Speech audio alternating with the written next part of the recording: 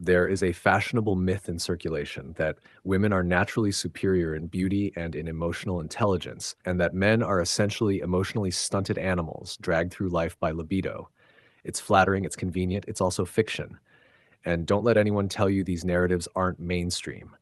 They are not fringe TikTok slogans. They are institutional banners. What are men even for? New York Times 2023. Men are obsolete. New York Times debate 2014. Gail Collins and Maureen Dowd. The End of Men. The Atlantic 2010. Hannah Rosen. The Force is Female. Kathleen Kennedy's corporate battle cry at Lucasfilm. These are not memes. These were declarations, printed, televised, applauded in conference halls and cultural institutions. And here's the truth beneath the glossy slogans. Feminism learned to roar only once men had built a world safe enough for roaring. Because bravado grows best under temperature-controlled certainty. No famine licking at the door. No conscription papers arriving at dawn. No enemy at the border. No disease with no antibiotics. No winter where warmth depends on chopping wood. When survival is outsourced, courage becomes costume. Modern feminist confidence often resembles a pampered lapdog in a penthouse window, yapping at every passing stranger convinced it is fierce because the street below cannot reach it. But take that dog out of the satin purse and into the field, where sound is signal and signal invites danger, and instinct returns. Barking stops. Silence becomes intelligence. Survival humbles theory. When times get difficult, you will not see a revolution in feminist theory. You will see a quiet, rapid return of tradwives. When the lights flicker, power shifts. When supply chains creak, rhetoric thins. When the world stops being soft, softness stops being doctrine. That is not doomsaying, it is human history. The idea that women suddenly discovered superior leadership, moral clarity, emotional mastery, and strategic genius in the most materially stable moment in human existence, and that this revelation somehow makes men obsolete, is not enlightenment. It is luxury-fed amnesia. Civilization did not flower in meditation circles and empowerment workshops. It was carved through iron, law, risk, and responsibility, largely by men who confronted danger directly while others theorized about their irrelevance from a heated room. Comfort gives birth to critique. Crisis reveals contribution, and the louder the declarations of male obsolescence grow, the more obvious it becomes that such claims can only be made in a world stabilized by the very masculinity they dismiss. Look at nature. Across species, ornament and spectacle belong overwhelmingly to males. The lion's mane, the peacock's fan, the bird of paradise's dance, the stag's antlers. If beauty were inherently feminine, nature would mirror it. Humans inverted it, not because women are beauty by nature, but because culture made beauty into a strategy. Mascara is not biology. Lip filler is not destiny. The hair, the nails, the sculpting, the augmentation. This is not nature. This is manufacture, discipline, hierarchy, and competition. Now picture a boardroom, 12 seasoned professionals, 6 men, 6 women, late 40s to early 60s. A younger woman enters, elegant, composed, deliberately aesthetic. The men notice a quiet recognition of vitality and form, a brief memory of youth. The women notice more sharply, the posture microshift, the internal calibration, the tacit scorekeeping. Beauty is currency. Women mint the coinage, and they enforce the exchange primarily among themselves. Men admire beauty. Women police it. Now to the second myth. If men were truly libido-ruled primitives, civilization would not exist. Porn is abundant, yet bridges rise, grids hum, rockets fly, symphonies are written, code ships and constitutions endure. The great works were not drafted under the spell of lust. They were drafted under the burden of responsibility. Tesla chose the electric age over indulgence and died almost penniless. Galileo risked persecution to chart the heavens. A smile didn't put him there. Cosmos did. Beethoven wrote the ninth while deaf because something transcendent burned louder than desire. The Declaration of Independence was not a hormonal accident. It was law, foresight, and the audacity to replace kings with ideas. Today, Elon Musk could purchase pleasure hourly. He builds rockets instead.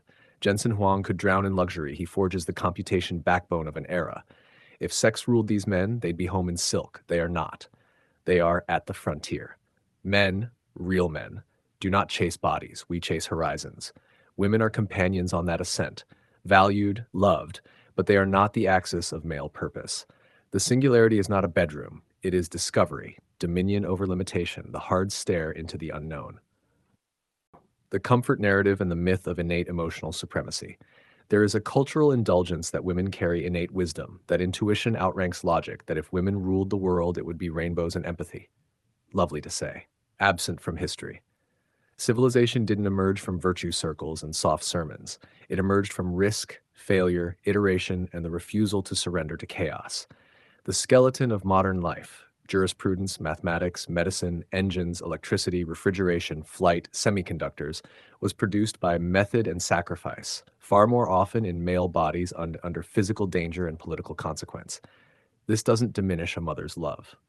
It refuses the cheap trick of placing maternal affection on a pedestal, while quietly diminishing the father who stormed a beach, the brother who went down a mine, the son who froze in a trench so others could make pastel sermons about kindness being a governing principle. If innate female superiority were historically dispositive, we'd live in matriarchies by default. We don't, because power yields to force, innovation, and structure, not to sentiment. If empathy alone toppled tyrants, a delegation of spiritually aligned women could stroll into Moscow or Beijing and dissolve regimes with moral pheromones. That is not how states fall. Civilization is masculine not because women lack worth, but because men refuse to be content with what already is. Men fail, men fall, men also build. When men rise, they rise toward the infinite. The policed libido, selective outrage, and the economics of desire. Now, sex, not the act, but the power structure. We live in a culture where female sexuality is framed as empowerment, therapy, wellness, while male sexuality is framed as pathology, deviance, aggression, something to be supervised and morally vaccinated. But the marketplace tells you who people are, not who they pretend to be. Across industry reporting, estimates typically place women at roughly 2/3 of sex toy spending. Consumer surveys often show more women than men own devices. Female sexual autonomy is not marginal. It is mainstream, normalized, and commercialized. I have no quarrel with that. My quarrel is with the framing. When women buy devices, self-care. When men buy devices, concerning. Women explore fantasy, in touch with herself. Men explore fantasy, risk to society. Women monetize desire, empowerment. Men pay, crisis, weakness. This is not equality. This is a gatekeeping economy. For most of history, male access to sex passed through female approval, marriage, courtship, norms, now apps and attention markets. A man desiring women was acceptable so long as women controlled the access. What happens when men find a path outside that control? He's dangerous now. He threatens the ecosystem. He breaks the invisible contract. Because a man not dependent on women's sexual availability is harder to influence, harder to extract from, harder to shame into compliance. Hence the panic around sex dolls, AI companions, synthetic intimacy. The outrage is not about immediate harm, it's about disintermediation. A monopoly is cracking.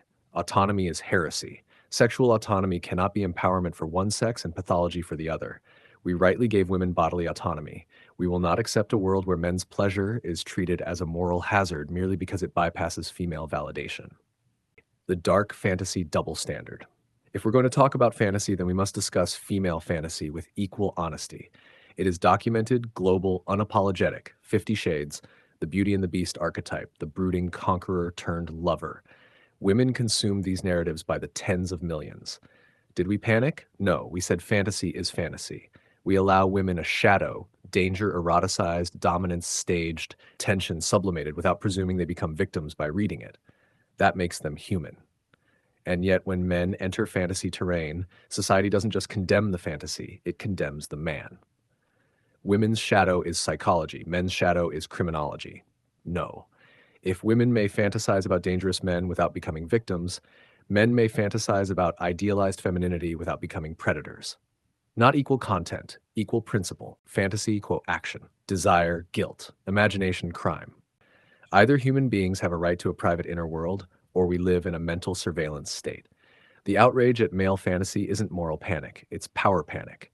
Once men no longer need sexual approval to be men, the historical bargain trembles.